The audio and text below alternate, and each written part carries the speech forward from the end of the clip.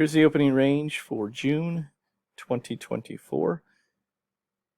Again, just a reminder, anything in red here is not included in the totals here.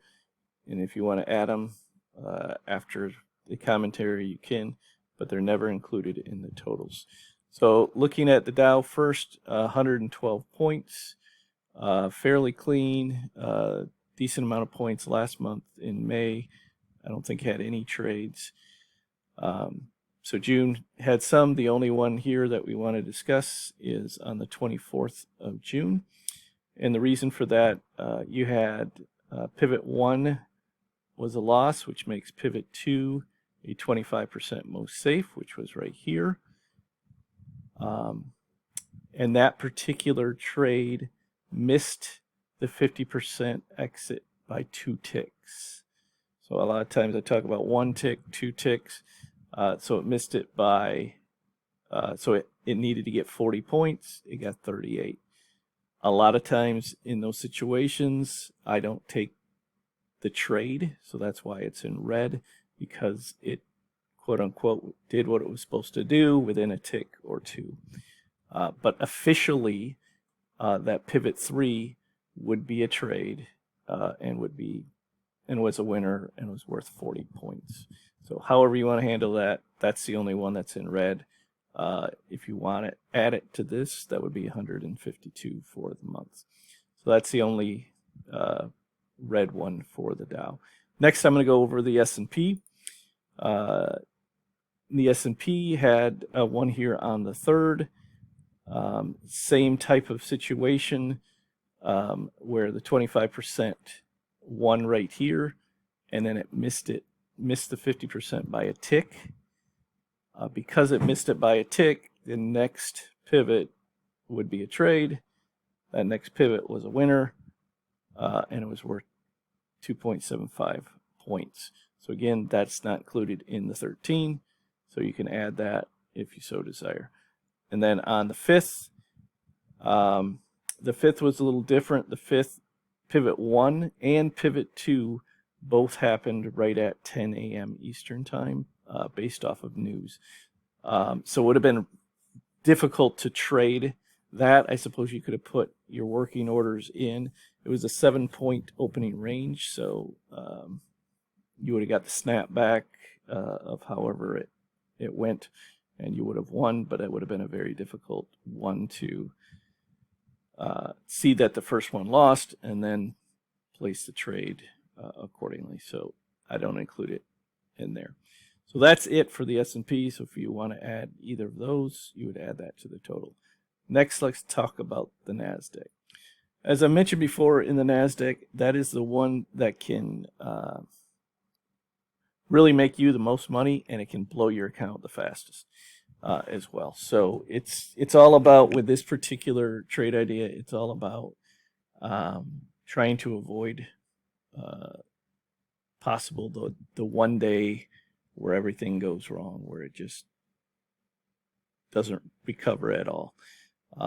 If you can do that, you do very well. They don't happen a ton, but when they do, they can get ugly. So everything was good until June 28th. And June 28th, you just never recovered. So the opening range was 35.75 points. So we'll just 36 points. It just never recovered. So it just kept going up and up and up and up, and never really had a pullback of even 8.75 points. So had a pivot at 945, which lost. So then you would enter at 959, which also lost, and then so that would have been a 25% most safe entry. Then at 10:01, 2 minutes later, you had another entry, which would have been a 50% most safe and a 25% most safe. 10:03 had another one. 10:12 was the one that finally pulled back on it. So you went basically up 106 points from 9:59 to 10:12. So in that 13 minutes, the Nasdaq went up 106 points, and I don't know if there was news on there or not, but I don't have it listed, but it's very possible. But anyway, that would have been ugly. So you would have had to enter the 25%, 1, 2, 3, 4 times before you got your win back. So the number of contracts that you had would be ridiculous.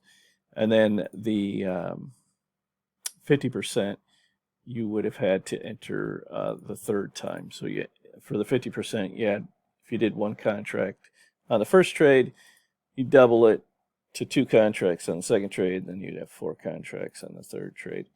So you're in 7 contracts, or however you do it, whether you do micros or however you do a unit size. But either way, any of those ways, you would either have to have a really big account or you're blowing an account for that type of thing. So those are the ones, if you can figure out ones to avoid.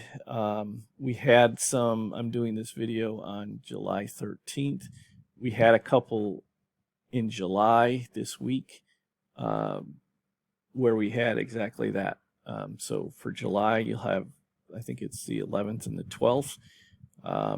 We had some ugliness because the market just shot one direction and didn't have any recoveries. And a lot of times what you can do, not in this particular case with the NASDAQ June 28th, but a lot of times when you have volatility in the markets, but the opening range is suspect on the small side, those can be tells for you as far as ones to watch out for. We had that this past week, which I'll talk about in the July update. But that is the update for June.